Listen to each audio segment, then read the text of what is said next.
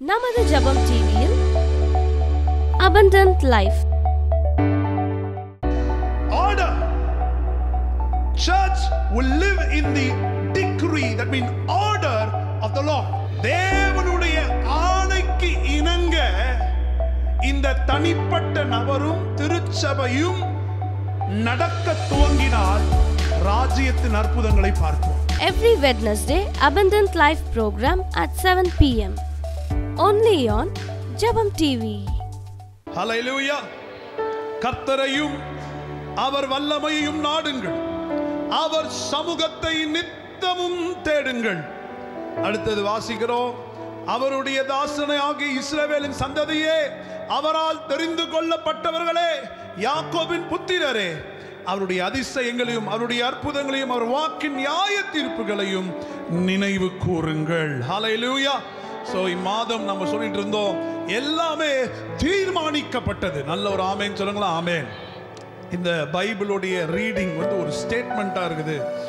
நம்ம ரிக்வெஸ்டோட போனா ஆண்டவர் சொல்றார், உன் ரிக்வெஸ்ட் ஓரம் வச்சிரு, நாங்க சொல்றதை மட்டும் செய்யுங்க. ஆண்டவர் சொல்லுகிறார், அவர் சமூகத்தை தேடுங்கள், அவருடைய முகத்தை நித்தமும் நாடுங்கள் என்ற ஒரு மிகப்பெரிய அறிக்கையினையை கொடுக்கிறார். ஒரு ஆணை என்று கூட சொல்லலாம். ஆமென். அப்ப ஆண்டவர் ஏப்ரல் எல்லாவற்றையும் தீர்மானித்து விட்டார்.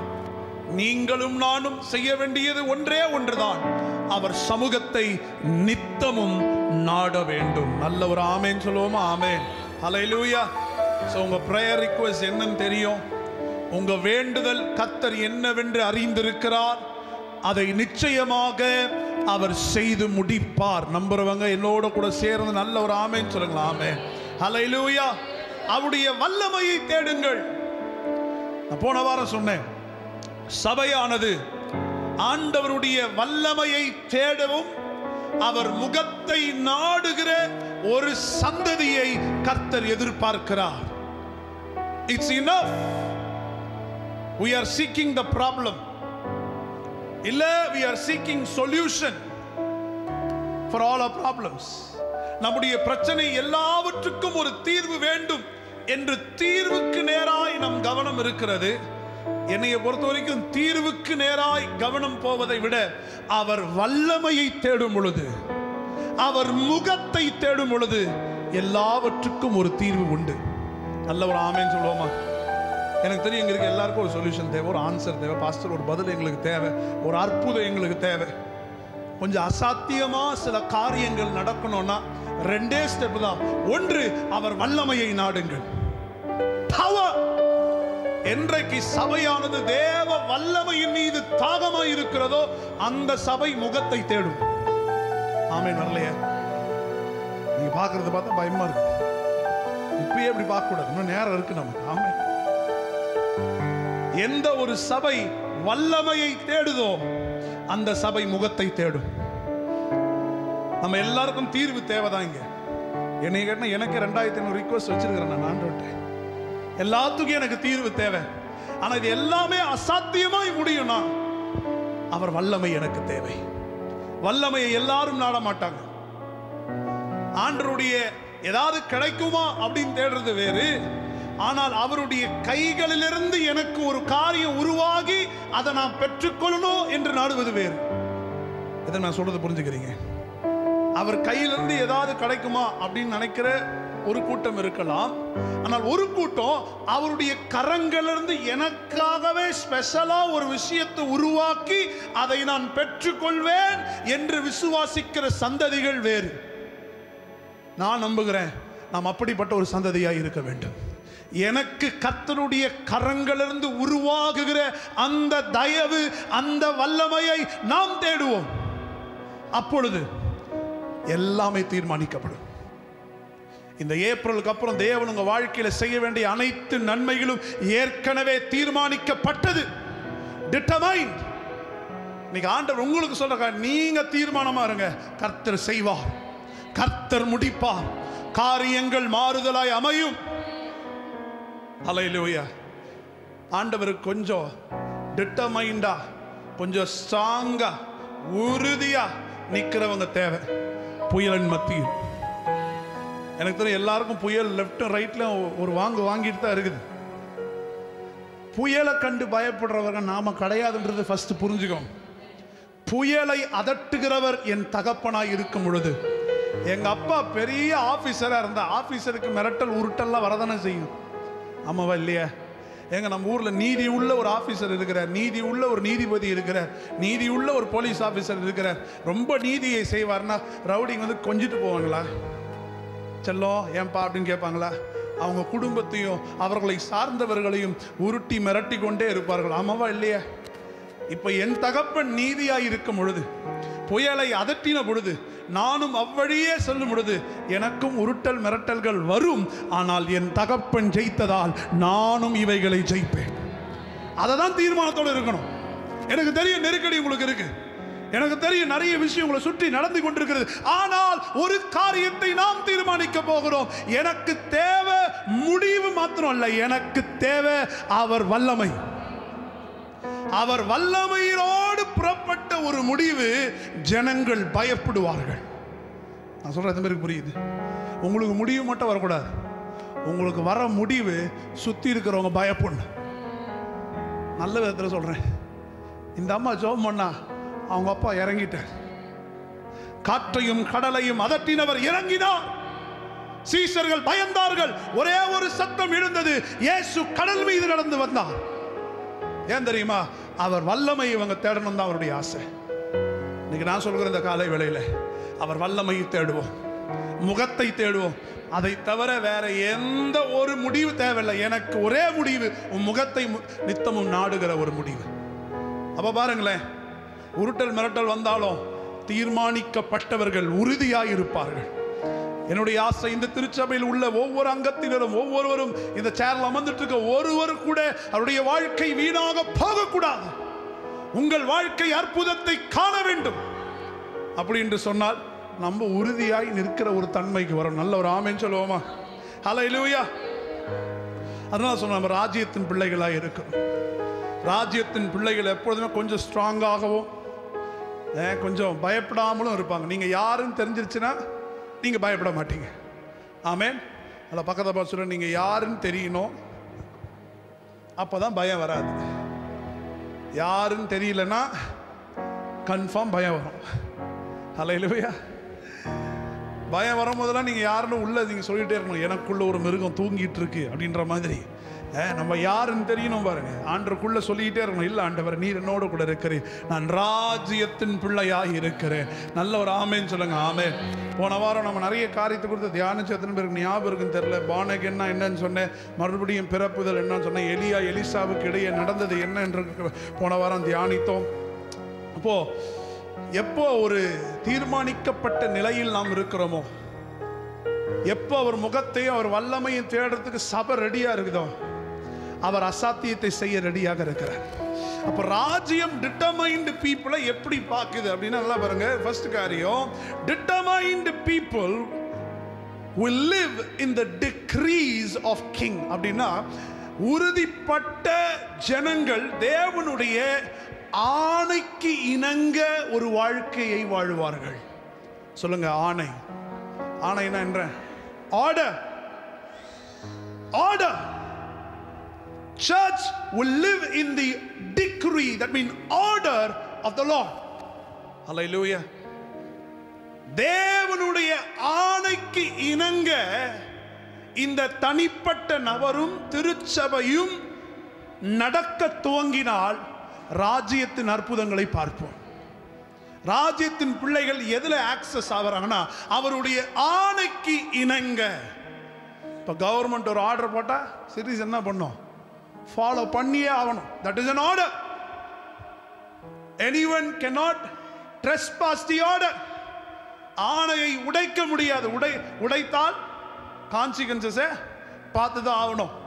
அப்ப ராஜ்யத்தில் தீர்மானிக்கப்பட்ட ஜனங்கள் எதை அடிப்படையாக வைத்து விசுவாசத்தில் நகருகிறோம் என்று சொன்னால், அவர் ஆணையிட்டு விட்டார், நான் நகருவேன். ஆனா நமக்கு பிசாசு சொல்ற விஷயம், அவர் ஆணையே இல்லை, ஒண்ணும் இல்லை, நீ பயந்துக்கிட்டே உட்காந்துரு, அவர்கிட்ட கேளு போலாமா வேணாமா அப்படின்ற ஒரு டிசிஷன் ஃபேக்டர் நம்ம உட்காந்துக்கிட்டு இருக்கோம். ஆண்டவர் சொல்கிறா, நீ எப்போ எனக்குள் வந்தாயோ நான் ஆணையிட்டேன் உன்னை ஆசீர்வதிக்க, உன்னை விடுதலை செய்ய. ஏற்கனவே தேவன் நம்மை எல்லா சாபங்களிலிருந்து விலக்கி அவர் ஆணையிட்டு விட்டான். அல்லேலூயா. எத்தனை பேர் நம்புறீங்க? ஏற்கனவே சொல்லுங்க, ஏற்கனவே சாபத்தை விட்டு கட்டுகளை விட்டு நாம் விலகினோம். நம்புறீங்களா? தேவன் ஆணையிட்டு விட்டார். என்றைக்கு கிறிஸ்துவுக்குள் நான் மறுபடியும் பிறந்தேனோ அந்த நிமிடம் நான் சொன்ன பாருங்க, வல்லமையை தேடுகிற ஒரு சந்ததி. கொஞ்சம் வால்யூம் குறைச்சுங்க. வல்லமையை தேடுகிற ஒரு சந்ததி, அவர் முகத்தை நித்தமும் நாடுகிற ஒரு சந்ததி, அவர்கள் தேவனுடைய கரத்திலிருந்து வருகிற அற்புதத்தை பார்ப்பார்கள்.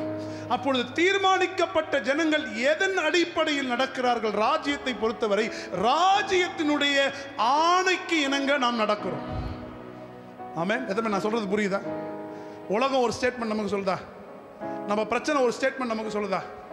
நான் எப்பவுமே சொல்லுவேன், எனக்கு 1008 வியாதியை டாக்டர் சொன்னாலோ, இல்லை என் கடனும் என் சூழ்நிலையோ என்னுடைய நெருக்கடியோ எனக்கு 1000 விஷயத்தை கற்றுக் கொடுத்தாலோ, வேதம் என்னை குறித்து என்ன சொல்லுகிறது தான் இங்கே முக்கியம். இன்னைக்கு ராஜ்யம் சொல்லுகிறது, என் ஆணைக்கு இணங்க நீ புறப்படு. ஏன், எதுக்கு, எப்படின்ற ஒரு கேள்வியை மட்டும் கேட்காதீங்க. பக்கத்தில் சொல்லுங்க, கேள்வி மட்டும் கேட்காதீங்க. உங்களுக்குலாம் பிடிக்காது தானே கேள்வி கேட்டா? இல்லை, ஆண்டவர் தான் சொல்றாரு, ஒரு விஷயத்தை இன்னைக்கு தீர்மானிக்கப்பட வேண்டிய ஒரு விஷயம், நான் அவருடைய ஆணைக்கு இணங்க நடக்க போகிறேன். According to the order. So நான் நம்புறது, நிறைய பேர் நோட்டீஸ் பண்ணீங்களா, நிறைய வியாதி வரும்போது, ஆண்டவரே நீர் குணமாக்கி விட்டீர் நன்றி அப்படின்னு தான் ஜெபம் பண்ணுவேன். ஏன்னா எனக்கு தெரியும், ஆர்டர் ஏற்கனவே பாஸ் ஆயிருச்சு. சிலுவையில் ரத்தத்தை சிந்தி சிலுவை சுமந்த பொழுது எல்லாமே ஆர்டர் கொடுத்தாச்சு, ஜீவோ பாஸ் பண்ணியாச்சு. ஆனால் இன்னைக்கு கிறிஸ்தவ நம்புறாங்க, நம்ம பாடல தான் இருக்கிறோம், கட்டு நம்ம வீட்டில் உட்காந்துக்கிட்டு இருக்கு, பிசாசு நாமளோ டின்னர் சாப்பிட்றோம். சில வேளை சரிதான், எப்போ உண்மை தெரியலையோ பிசாசு டின்னர் சாப்பிடுவோம். எப்போ நீங்க யாருன்னு உங்களுக்கு தெரிவு வரலையோ, எப்போ சத்தியம் உங்களுக்குள்ள வேலை செய்யலையோ, அப்சல்யூட்லி நீங்களும் பிசாசும் டின்னர் சாப்பிட்றதுல சந்தேகம் கிடையாது. அல்லேலூயா. நீ கர்த்தர் சொல்லுகிறார், ராஜ்யம் தீர்மானிக்கப்பட்டால் என்ன நமக்கு சொல்லுது? அவருடைய ஆணைக்கு இணங்க. ஒரு ஆமென். பக்கத்தில் சொல்லுங்க, ஆணைக்கு இணங்க. சொல்லுங்க, ஆர்டர். கிங்டம் பீப்புள் எப்படி இருப்பாங்கன்னா, ஆர்டருக்கு கீழே இருப்பாங்க. பிசாசன் சார் ரைட்டில் நிறைய சொல்லுவான், அதெல்லாம் கஷ்டம் கஷ்டம், நம்பாத நம்பாத. ஆண்டு சொல்றார், நான் ஆர்டர் பண்ணிட்டேன், நம்புறியா நம்பலையா? நம்புற ஆண்டவரே. எப்பவுமே ஹோட்டலுக்கு போனால் ஒருத்தர் ஆர்டர் பண்ணால் நல்லது. ஏன், அவன் ஒன்று சொல்லுவான், அவன் ஒன்று சொல்லுவான், இவன் ஒன்று சொல்லுவான், கட்சியில் எதுவும் ஆர்டர் பண்ணி நமக்கு ஞாபகம் இருக்காது பாருங்க. அல்லேலூயா. இன்னைக்கு நான் சொல்கிறேன், என்றைக்கு ஒரு குடும்பம் தலைமைத்துவத்திற்கு கீழே, குடும்பத்தின் தலைவர் தலைவி அவருடைய ஆணைக்கு இணங்க குடும்பம் நடந்தால் குடும்பம் விருத்தி ஆகும். அதேதான் ஆண்டவர் சபைக்கும் சொல்கிறார், என் ஆணைக்கு இணங்க. Kingdom is all about the decrees, the order of God. அப்போ as a believer of God நான் நம்ப வேண்டியது, நான் டிட்டர்மைண்டா இருக்க வேண்டியது, நான் உறுதியா இருக்க வேண்டியது. கர்த்தர் ஏற்கனவே எனக்கு சுகத்தை கொடுத்துட்டார், கர்த்தர் ஏற்கனவே எனக்கு விடுதலை கொடுத்துட்டார். எனக்கு விரோதமாக கூட்டம் ஜனங்கள் கூடிட்டே இருக்கலாம், ஆனால் தேவன் எனக்கு நியாயத்தை செய்வார். உறுதியா இருக்கிறவர்கள் ஆண்டவருக்கு தேவை. நல்ல ஒரு ஆமென். அதுதான் வல்லமையை தேடுங்க, சொல்யூஷனை தேடாதுங்க, வல்லமையை தேடுங்க, அவர் முகத்தை தேடுங்க. இவைகள் எல்லாம் தேடப்படும் பொழுது உங்களுக்குள்ள ஒரு கேரக்டர் வந்துடும், அவர் ஆணைக்கு இணங்க நான் அடங்கி இருப்பேன். அதான் கர்த்தருடைய பலத்த கரங்களில். அப்படின்னு என்ன அர்த்தம்? பலத்த கரம், வல்லமை, அவருடைய ஆர்டர். அதுக்கு கீழே என்ன பண்ணுமா? அடங்கி இருக்கணுமா? இதை நான் சொல்ல, பைபிள் சொல்லுது. தெரியுங்களா ஏன் அடங்கி இருக்க சொல்றாரு? ஆர்டருக்கு கீழே பேசாத. உன் வாயிலிருந்து என்ன வார்த்தை வரும்னு ஆண்டவர் தெரியும். இல்லாண்டவரை நீங்க சொன்னது கரெக்டு தான், ஆனாலும் இந்த ஆனாலும் பேசாத. இல்லாண்டவர் காலையில ஒரு பிரச்சனை தெரியும்.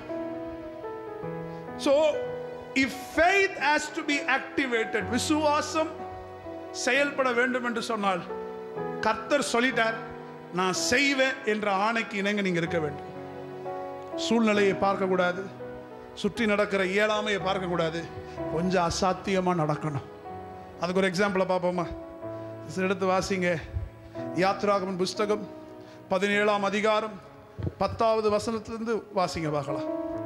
யாத்ராகமம் 17:10 வாசிங்க. இதெல்லாம் வாலிபர்களும் கேட்கணும்.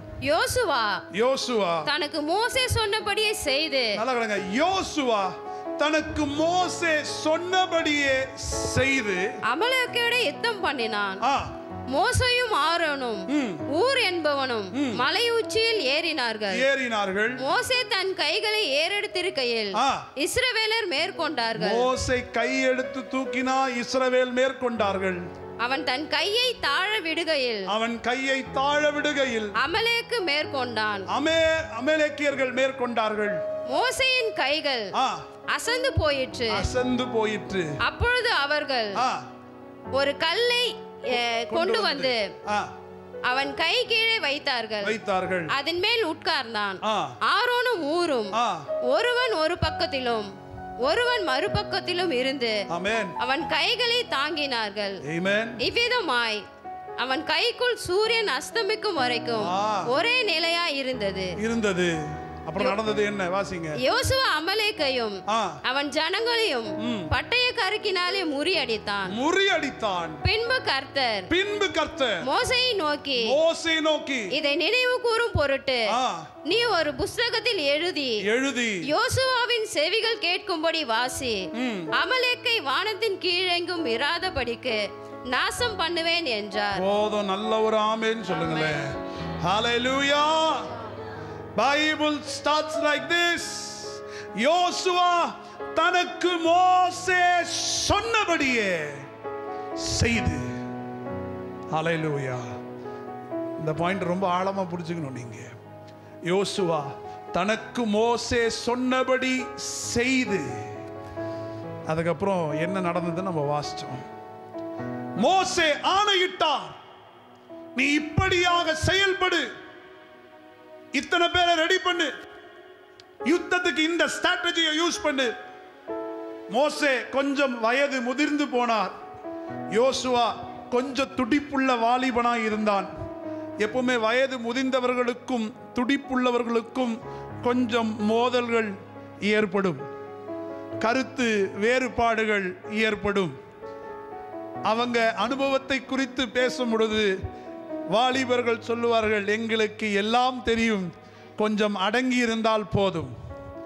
நீங்க கையை மட்டும் மலை உச்சில போய் தூக்குனா போதும், அடிக்கிறது என் கையே அப்படின்னு பேசுகிறோம் தான் வாலிபர்கள். ஆமாவா இல்லையா? ஆனா இங்க வித்தியாசமாய் ஒன்று நடந்தது. இதுவரையும் யாரிடத்தில் இல்லாத ஒரு தேவனுடைய இருதயம் யோசுவா சுமந்தான். இப்பொழுது யோசுவாவை பற்றி வேதம் சொல்கிறது, யோசுவா தனக்கு மோசே சொன்னபடியே ஆணையிட்டபடியே அவன் செய்தான். Hallelujah. Without an expectation, without a profitable mind, Joshua worked for God and for Moses. யோசுவா எந்தவித எதிர்பார்ப்பும் அன்றி, எந்த விதமான லாபமாய் எனக்கு இது நடக்குமா, நான் இந்த யுத்த களத்தில் போய் அப்படியே கத்தி எடுத்து சுத்தினால் அடுத்த தலைமுறை வரைக்கும் என்னை குறித்து பேசுவார்களே என்ற எண்ணத்தோடு அவன் யுத்த களத்தில் இறங்கவில்லை. அவன் செய்தது ஒன்று, யோசுவா தனக்கு சொன்னதை அவன் செய்தான். இன்னைக்கு சர்ச்சில் ஒரு விஷயத்தை வாலிபர்களுக்கும் பெரியவர்களுக்கும் சொல்ல விரும்புகிறேன். இன்னைக்கு ஆண்டவருக்கும் ராஜ்யத்துக்கும் தேவைப்படுகிற ஒரு கேரக்டர், ஆண்டவருக்காக அவர் சொன்னதை அப்படியே செய்கிற ஒரு சந்ததியை கர்த்தர் எடுத்து பார்க்கிறார். எந்தவித மாற்று கருத்தும் இல்லாமல், எந்த விதமான வாக்குவாதம் இல்லாமல், எந்த விதமான ஐடியாலஜி இல்லாமல் அவர் சொன்னதை செய்கிற ஒரு சந்ததி. நல்ல ஆமேன் வரலாமே. பக்கத்தில் பார்த்துருங்க, அவர் சொன்னதை செய்கிற சந்ததி. அந்த மாதிரி இப்போ பார்க்க முடியுதான்னு எனக்கு தெரியல. ஆமேன். ஏன்னா நம்ம ஒன்று சொன்னால் அவங்க ஒன்று கரெக்டாக தப்பாக செய்வாங்க. எப்படியா? நம்ம ஒன்று சொன்னால் ஆண்டவர் ஒன்று நம்மகிட்ட சொல்லுவார், நம்ம எப்படி பண்ணுவோமா, கரெக்டாக தப்பாக செய்வோமா, தப்பையே கரெக்டாக செய்வோம். ஆனால் இங்கே யோசுவா ஒரு பிழை செய்திருந்தால் அந்த யுத்த களத்தை தோத்திருப்பார்கள். மோசே தனக்கு சொன்னபடியே செய்தான். இன்னைக்கு ஆண்டவர் சொல்லுகிறார், நான் ஆணையிட்டேன், நீ தீர்மானத்துடன் கடந்து போ. யோசுவா நினைச்சா கேட்டிருக்கலாம், யோ நீ மலை மேல இருக்கிற, நான் தான் கீழே சண்டை போட போறேன், அடிச்சாங்கன்னா நீங்க மலை மேல இருந்து எகிரி குச்சி ஓடிடலாம். ஆனா யுத்த களத்தில் இருக்கிற நான் உயிரோட திரும்புவேனா, எனக்கு ஏதாவது ப்ராஃபிட் இருக்குமா என்று கேட்கல. ஆண்டவருக்கு ஒரு கமிட்மெண்ட் செய்யும் பொழுது, ஆண்டவரே எனக்கு ஏதாவது ப்ராஃபிட் கிடைக்குமா, எனக்கு எதிர்பார்த்த மாதிரி ஏதாவது நடக்குமான்னு கேட்கல. அவர் ஊழியன் சொன்னார், இவன் கேட்டான். என்றைக்கு ஆண்டவருக்கு எந்தவித எதிர்பார்ப்பும் இன்றி, ப்ராஃபிட்டபிள் மைண்ட் இல்லாம, எக்ஸ்பெக்டேஷன் மைண்ட் இல்லாம, ஓ தேவதாசன் சொன்னார், தேவன் பேசினால் நான் செய்வேன், அந்த ஆணைக்கு இணங்க நான் புறப்படுவேன் என்ற ஒரு மென்டாலிட்டி என்றைக்கு சபைக்கு வருகிறதோ, நம் ராஜ்யத்தின் பிள்ளைகளாக இருக்கிறோம். உங்க சூழலை தாண்டி, உங்க நடைமுறையை தாண்டி அவர் சொன்னதை செய்கிற ஒரு சந்ததி. ஆமென். வரலையே, பக்கத்தில் பார்த்துருங்க, நீங்க தான் அது. ஹல்லேலூயா. We need a people who will just obey what we say, what God says. நான் யோசிச்சேன், ஜோஷுவா கொஞ்சம் எக்ஸ்பெக்ட் பண்ணிருக்கலாம். ஆனா இப்போ யுத்தம் நடந்துகிட்டு இருக்கும்போது ஆண்டவர் சொல்றார், ஜோஷுவாவுடைய காதுகளில் கேட்கிறதை போல எழுதுன்றார். ஆமென். யுத்தம் பண்ணிட்டு இருக்கும் போதே மோசஸ் எழுதுறாராம் புஸ்தகத்தை. யோசுவா காதுல ரிங்குன்னு சத்தம் அடிக்கிற மாதிரி எழுது. யோசுவா, நான் சொன்னதை நீ செய்ததால் இவர்களை ஒன்றுமில்லாமல் நான் ஆக்கி போடுவேன். ஆமென். வரலையே, அங்க எப்படி போட்டிருக்கு சிஸ்டர்? அந்த கடைசி 13 நினைக்கிறேன். வாசிங்க, பரவாயில்ல வாசிங்க. மைக் அன்மியூட் பண்ணுங்க, வாசிங்க சிஸ்டர்.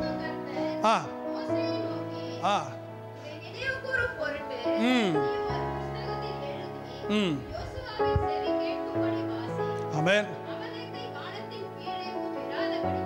நாசம் பண்ணுவேன் என்றார். ஒருவன் தேவனுடைய சத்தத்தை கேட்க துவங்கினால் அவனுக்கு விரோதமாய் எழும்பின கூட்டம் கர்த்தர் நாசமாக்கி போடுவார். நீங்க யாரும் ஒன்றும் மற்றவங்க கீழே விழணும்லாம் ஜெபம் பண்ண தேவையில்லை. என்ன கண்ணில் குத்திட்டாங்க அவங்க ரியலைஸ் பண்ணணும்னு நீங்க சொல்ல தேவையில்லை. பைபிள் சொல்லுகிறது, யோசுவா மோசே சொன்னதை கேட்டான், ஆணைக்கு இணங்க நடந்தான், கர்த்தர் அற்புதத்தை செய்தார். We need people in the kingdom who will obey the voice of the Lord. எந்த கொஸ்டினும் கேட்காம, எப்படி எங்கே என்ன எனக்கு என்ன கிடைக்கும், நான் பிறந்தனால என் பேர் முதலாவது வருமா, இல்லை என் பேர் கடைசியில் போடுவீங்களா, இல்லை என்னை முதல்ல நிற்க வைப்பீங்களான்லாம் கிடையாது. மோசேக்கு இருந்தது ஒரு லட்சியம், யோசுவாக்கு இருந்தது அதே லட்சியம். நாம் இறங்குவோம், கர்த்தர் உயர்ந்திருப்பார். நாம் வேலை செய்வோம், கர்த்தர் பெருகுவார். யுத்த களத்தில் தேவன் நமக்கு ஜெயத்தை கொடுப்பார். இதுதான் ராஜ்யத்தினுடைய சுவிசேஷம். நாம் ஆணைக்கு இணங்க நாம் விசுவாசம் இருக்கணும். ஆண்டவர் நீங்க சொல்லிட்டீங்க, இதுக்கு மேல நான் கவலைப்படுறது இல்லை. ஆண்டவரே நீங்க சொல்லிட்டீங்க, இந்த கடனை நாங்க ஜெயிக்கிறோம். ஆண்டவரே நீங்க சொல்லிட்டீங்க, உங்களை நான் நம்புறேன், நான் ராஜ்யத்தின் பிள்ளையா இருக்கிறேன், நான் முன்பதாக நடந்து போகிறேன். எந்த சோகமும் என் ஊழியத்தை நிறுத்தக்கூடாது. எந்த என் இருதயத்தை உடைக்கிற எதுவும் என்னை சேதப்படுத்த முடியாது.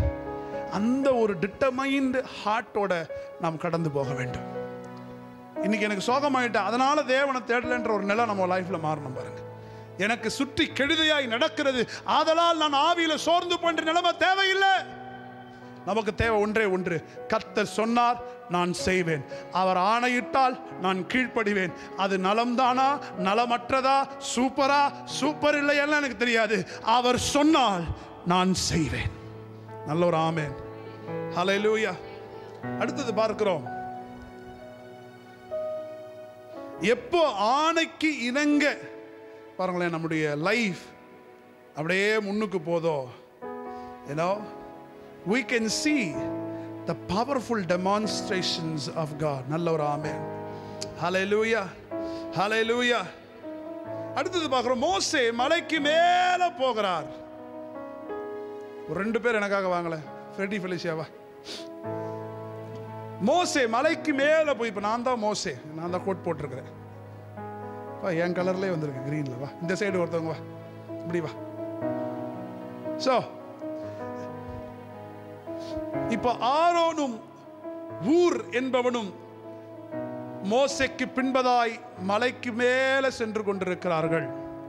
இப்ப ஆண்டவர் மோசேக்கு சொன்ன ஒரு காரியம், மோசே உன் கையை நீ நீட்டினால் கீழே நடக்கிற 2 பேருடைய யுத்தத்தில் இஸ்ரவேல் ஜெயிக்க துவங்குவார்கள். நீங்க நடக்கிற மாதிரி 2 மணி நேரம் 3 மணி நேரம் படத்தில் நடக்கிற யுத்த களம் அது கிடையாது. உண்மையாலே ஒரு நாள் சூரியன் அஸ்தமித்து கீழே போகிற வரைக்கும் யுத்தம் நடந்துகிட்டு எத்தனை ஹவர்ஸ்னு கணக்கு போட்டுக்கோங்க. அல்லேலூயா. இப்பொழுது மோசே தன் கைகளை நீட்டினான். 2 கைகளை நீட்டும் பொழுது இங்கே யோசுவாவுக்கும் மோசேக்கும் ஸ்பிரிச்சுவலா ஒரு கனெக்ஷன் வருகிறது. மோசே கையை உயர்த்தி ஆண்டவரை உயர்த்தினால் யோசுவாவின் கரமும் உயர்த்தப்படுகிறது. இதான் ரெவலேஷன். நீங்க யாரோட இணைந்து இருக்கிறீங்களோ அவங்க அப்பாவை உயர்த்தினா உங்க கையும் உயர்த்தப்படும். அதுக்கு தான் ஸ்பிரிச்சுவல் கனெக்ஷன்ஸ் நமக்கு தேவை. ஆவிக்குரிய வட்டாரம் நமக்கு தேவை. ஒருவங்க தனியா இருந்தா இது நடக்காது. ஆனா எப்போ யோசுவாவுக்கும் மோசேக்கும் எந்தவித கருத்து வேறுபாடும் இன்றி அவர் சொன்னால் நான் செய்வேன் என்ற ஒரு ஊழியக்காரன் எழும்பினான். மோசே அப்பாவை வானத்திற்கு நேராய் உயர்த்தும் பொழுது யோசுவாவின் கரமும் உயர்த்தப்படுகிறது. யுத்த களத்தில் எல்லாரையும் நாசமாக்கி போட்டார். ஆனா கொஞ்சம் மோசஸ் கொஞ்சம் வயசாயிட்டதுனால மேல தூக்கின கை கொஞ்சம் கொஞ்சமா எப்படி வந்துதான். நம்மளே 2 நிமிஷத்துக்கு மேல கை தூக்க முடியாது. அவ்வளோ வயசான ஒரு மனுஷன் கையை தூக்குறார். கை கொஞ்சம் கொஞ்சமா நிகழ விடுகிறது. என் கையை பிடி, என் கையை பிடிச்சிக்கோ, நீ இந்த கையை பிடிச்சிக்கோ, முடிஞ்ச அளவு ஹைட்டுக்கு நீ தூக்கு. பாருங்க என் கூட ஜம்பிள்ஸ் மாதிரி தொங்கிட்டு இருக்கிறாங்க. கையை தூக்கு. ஓகே. ஸோ இவர்கள் இருவரும் கையை கீழே விட்டா அமலேக்கியர்கள் ஏறிடுறாங்க. அதனால மோசஸ்க்கு ஒரு பெரிய சப்போர்ட்டா இப்பொழுது ஊரும் ஆரோனும் மோசேயுடைய கரங்களை பிடித்து தூக்குறார்கள். இவருடைய கரத்தை தூக்கும் பொழுது ஒரு மிகப்பெரிய ஜெயம் உண்டாகிறது. இங்கேதான் ஒரு விஷயத்தை நீங்கள் புரிந்து கொள்ள வேண்டும். பிதா, குமாரன், பரிசுத்த ஆவியானவர் மூவரும் சேர்ந்து நம் வாழ்க்கையில உயர்த்தப்படும் பொழுது அங்கே ராஜ்யத்தினுடைய கிரியைகள் நம்முடைய வாழ்க்கையில துவங்கும். நீங்க எப்பெல்லாம் முடியாதுன்னு கையை கீழே இழக்கிறீங்களோ அப்பெல்லாம் இவங்க வேலை தூக்குங்க என் கையை. அவங்க தூக்கிட்டு இல்ல ஆண்டவரே என்னால முடியல, இத்தனை பேர் எனக்கு விரோதமா எழும்பினார்கள், மறுபடியும் உன் கை வரும் பொழுது மறுபடியும் இவங்க பம்ப் அப் பண்ணுவாங்க. இவங்க கையை தூக்கும் பொழுதெல்லாம் உன் எதிரிகளை கர்த்தர் சிதறடிப்பார். ஹல்லேலூயா. உட்கார்ந்துக்கோங்க. இன்னைக்கு ராஜ்யத்துல தரிசனத்தை தூக்கி வைப்பதற்கு ஆண்டவருக்கு சில வாலிபர்களும் சில நபர்களும் தேவைப்படுகிறார்கள். ஐயோ இவ்வளவு கஷ்டமா இருக்குதே இந்த தரிசனம், இந்த தரிசனத்தோட நானும் இணைந்து கொள்ள விரும்புகிறேன். எந்தவித ப்ராஃபிட்டபிள் மைண்ட் இல்லாம today church has to support the visions of God. ஆரோனும் ஊரை போல யோசுவாவை போல கையை தூக்கி நிறுத்துகிறவர்கள் இன்றைக்கு நமக்கு தேவை. நீங்க எத்தனை பேர் டிசைட் பண்றீங்க, ஆண்டவரே நான் இன்றைக்கு உங்களுடைய தரிசனத்தோடு நிற்க போகிறேன்? நல்ல ஒரு ஆமென் சொல்லுங்களேன். ஹல்லேலூயா. You need sacrifice and commitment for that. I'm telling you. கையை தூக்கி பிடிப்பது சாதாரண ஒரு விஷயம் இல்லை. ஏன்னா மோசேயுடைய கையை தூக்கும் பொழுது இவங்க மேல க்ளோரி இறங்குது, இவங்க மேல மகிமை இறங்குது. கையை தூக்கும் போது சாதாரணமாக அவங்க நின்றுக்க மாட்டாங்க, பற்பல பாஷைகளை பேச துவங்குவார்கள். தேவனுடைய தரிசனம் அவங்க கையை வலிக்கணுமே, ஆனா அவங்க மேல மகிமை இருந்ததால் 3 பேரும் இணைந்தார்கள். திருத்துவத்தின் வல்லமை அங்கே புறப்பட்டது. யோசுவா அமலேக்கியரை ஜெயித்தார். நான் சொல்றேன், திருத்துவத்தின் வல்லமைக்குள்ள வருகிறவர்கள் ஒரு நாளும் தோல்வியை கண்டிட மாட்டீங்க. இன்னைக்கு திருத்துவத்துக்குள்ள நம்ம வரணும். திரியேக தேவனுக்குள்ள நாம் நிலையா இருக்க வேண்டும். இன்னைக்கு விஷனை தூக்கி சப்போர்ட் பண்றதுக்கு நிறைய கரங்கள் தேவைப்படுது. நல்ல ஒரு ஆமென் சொல்ல மாட்டீங்களா? நான் சொல்றேன், பேர் ஒத்துக்கிறீங்க. இந்த சபையை ரன் பண்ணணும், இந்த சபையை தரிசனத்தோடு இன்னும் அநேக பேர் இயேசுவை ஏற்றுக்கொண்டு உள்ள வரணும்னா நீங்க எல்லாம் ஜெபம் தான் நடக்கும். நம்மளாம் இணைந்து தரிசனத்தை செய்தால் மாத்திரமே இங்க எழுப்புதல் வரும். மோசே அவர் வல்லமுள்ள ஆள் தானே, ஏன் அவர் கை நீட்டின செங்கல்லே பழகுதே, 2 கையை ஆண்டர் பிடிக்க மாட்டாரா? மேலே வந்து பிடிச்சிருக்கலாமே.